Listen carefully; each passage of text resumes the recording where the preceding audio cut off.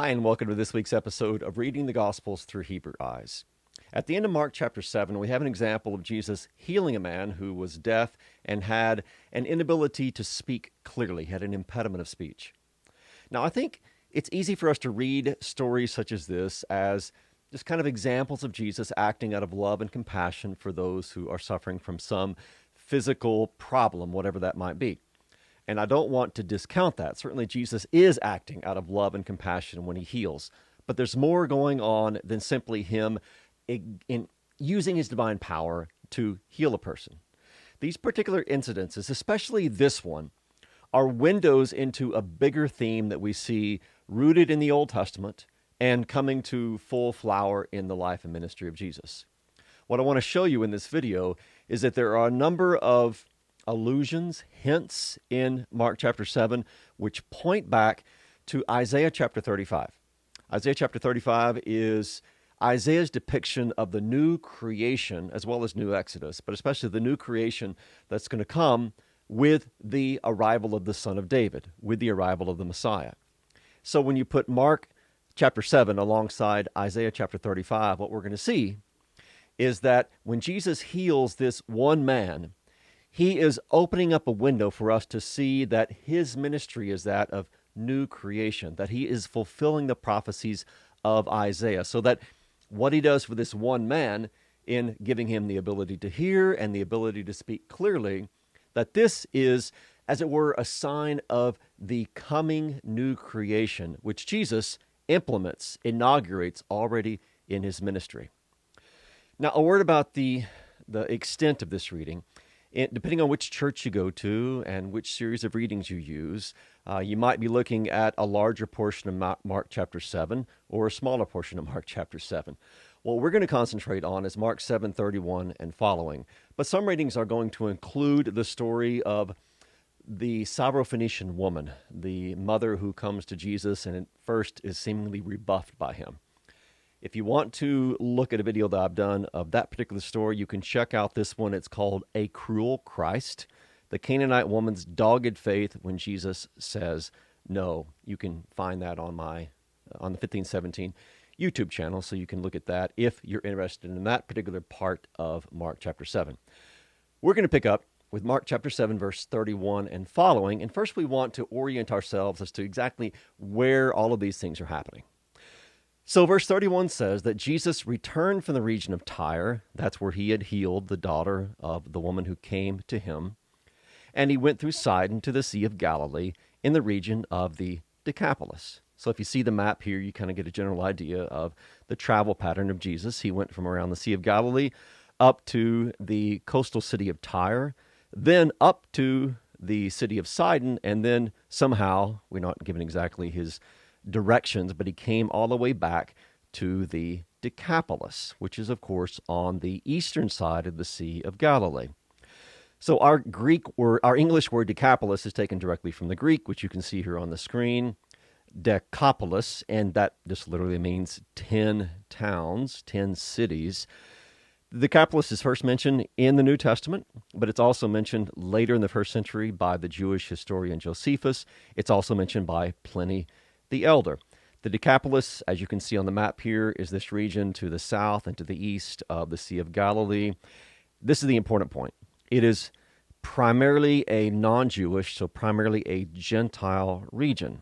So Jesus goes from the region of Tyre and Sidon, which is non-Jewish, which is Gentile, all the way now to another Gentile region, to the Decapolis. So you can see that his ministry is not just to Jews, but to non-Jews, to Gentiles as well.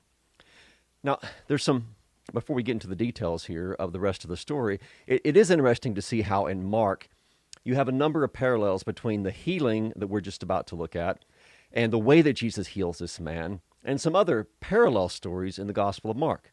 For instance, Mark 5 records the healing of that legion man. Remember him, the one who was possessed by this legion of demons?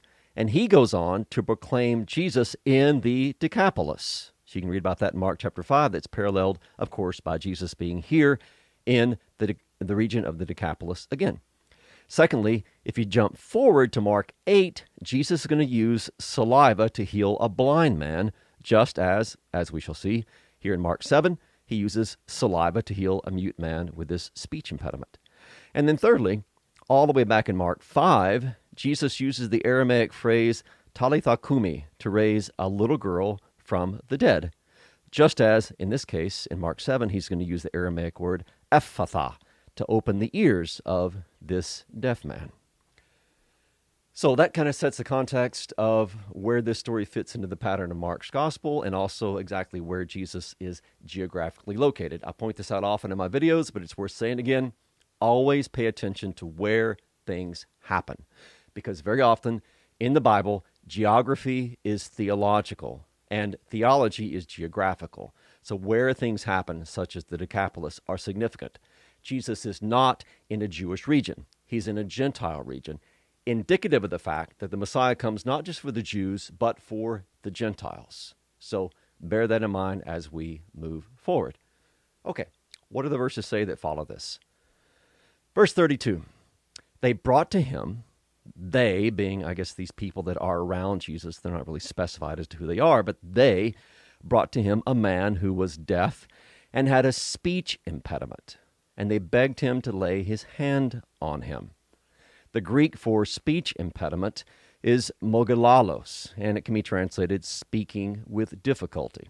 Now, here is the important thing about this particular word. So we've talked in our other videos about this literary technique called metalepsis. It's part of intertextuality. Intertextuality just meaning how various texts are related one to another. Of course, in the scriptures, this often works with the New Testament, quoting or alluding to or echoing Old Testament text. Now, in this particular case, what we have is this metalepsis. Metalepsis is where a word or a phrase will be quoted from an earlier text with the expectation that we will go to that earlier text and we'll compare it with the text which quotes it and let these two, as it were, engage in dialogue. So we put them side by side and we see how they help to interpret each other. Now, what's important here is that this Greek word for speaking with difficulty only occurs one time in the New Testament, in Mark chapter 7. It doesn't occur anywhere else. And it only occurs one time in the Septuagint, the Greek translation of the Old Testament. So once in the Old Testament in the Septuagint, once in the New Testament in Mark. So let's put these two together and see what we find. So if you go all the way back to Isaiah 35, verse 6, and this translation is from the Septuagint, we read, "Then the lame will leap like a deer, and the stammerer's tongue, that is the tongue of the one who speaks with difficulty, will be clear." So there's our Greek word, mogilalos. "Because," Isaiah goes on, "water has broken forth in the desert, and a ravine in a thirsting land." Now here's what I encourage you to do. Go back to Isaiah 35. Actually, go back to Isaiah 34 and 35 and read the entire chapter. I'm going to point out in just a second that not just once in this verse, but twice, language is going to be used in Mark, which sends us back to Isaiah chapter 35. So let me kind of set the context for you. So Isaiah 34 is Isaiah's description of how there's sort of an undoing of creation. As creation is just kind of coming apart. It's devolving back into chaos, kind of a Genesis 1 verse 2 situation. In fact, in Isaiah 34, he actually uses the word tohu and tohu vavohu, this formlessness and void that is used in Genesis 1 verse 2 to describe kind of this pre-organization of creation when everything was chaotic and God had not yet spoken his word to bring order out of this chaos. So tohu vavohu occur in Isaiah 34. So Isaiah 34 is kind of the bad news for creation story. Isaiah 35, on the other hand, presents the good news of the recreation that is going to be affected by the arrival of the Son of David, who is going to turn deserts into streams of water. The wilderness is going to break out in flowers. And then it goes on to talk about how there's going to be healing, that those who are lame can walk. And as we just saw, those who are having trouble speaking are going to be able to speak, and the blind will see. And then the chapter ends, Isaiah 35 ends with the description of the people of God having a highway of holiness by which they can travel all the way back to Zion. So, what's happening? When Mark uses that particular word to describe this man with a speech impediment, he's sending us back to Isaiah 35, and he's saying, hey, what I want you to do is pay careful attention to how Isaiah 35 is reflective of the doings of Jesus in Mark chapter 7. We're going to talk more about this in just a second, but let's continue with the next couple of verses and see what happens next. Taking him aside, that is Jesus taking this man aside from the crowd privately, he put his fingers into his ears, and after spitting, touched his tongue. And looking up to heaven, he stenadzo, he sighed, and said to him, Ephphatha, which is the Aramaic word meaning be opened. And his ears were opened, his tongue was released, and he spoke plainly. Now, this is the second of these examples of where Mark chapter 7, in this particular example of healing, uses words that send us back to Isaiah chapter 35. So Mark is making sure, by the language that he chooses to describe this, that we read this messianic healing in light of the new creation that the Messiah is going to effect according to Isaiah chapter 35. Now let's look at how this verb for sighing is reflected in the prophet Isaiah. So the verb is stenadzo. The noun is stenagmos, and that is the word used in Isaiah 35, verse 10. There will be praise and rejoicing, and happiness will overtake them. Pangs and sorrow and groaning or sighing have fled away. This is Isaiah 35's description of how in this recreative act of the Messiah, all of this bad stuff is going to pass away. And then the same language is reflected in Isaiah 51, which is another section about the work of the Messiah, especially his work of effecting a new exodus. For they will be brought back by the Lord, that brought back from exile. They will come to Zion with joy and eternal rejoicing, for praise will be upon their head, and joy will seize them. Grief and sorrow and stenagmos, sighing, will have fled. Now, Isaiah 35 and Isaiah 51 are the background now for what John writes about in Revelation 21, verse 14, where he's describing how the Lord, in his second coming, when he effects a new creation at the end of time, will wipe away every tear from their eyes, and death shall be no more. Neither shall there be mourning, nor crying, nor pain any more, for the former things have passed away. So what's going on here? What's going on is that when Mark tells the story of the healing by Jesus of this man who's deaf and has this speech impediment, he's using language to direct us back to this entire chapter. Why? Because he wants us to see that when Jesus heals this one man of his bodily ailments, this healing is a window into the new creation that the Messiah brings about by his life, death, and resurrection. When Jesus is resurrected, he inaugurates this new creation that is spreading by means of the work of his kingdom. And we, who are joined to Christ, we already have the first fruits, the down payment, as it were, of the promise of this full bodily healing that we are going to experience in our resurrection. You see, chapters like Isaiah 35, where they picture the new creation that comes in the Messiah, those promises are fulfilled in the life, death, and resurrection of Jesus Christ, who then is the resurrection of the life. Now, when we are joined to Christ, we enter into this new creation. Like Paul says, 2 Corinthians 5, if anyone is in Christ, he is a new creation. We've been Isaiah 35'd, if you will, by our union with Christ. So what Jesus is doing in his ministry, in healing people who are blind or lame or like this man deaf and have a speech impediment, he is giving us these promises, down payments, if you will, of what is going to be brought in the full in his resurrection. These are windows into the future, or if you prefer, the future resurrection and new creation is already breaking into the present in the ministry of Jesus, and of course, in our lives as well as we are joined to Christ. Now, you might be saying to yourself, okay, I'm still wondering why Jesus spit and used his fingers and all of that. Well, I think the best way to explain that is this is the Creator.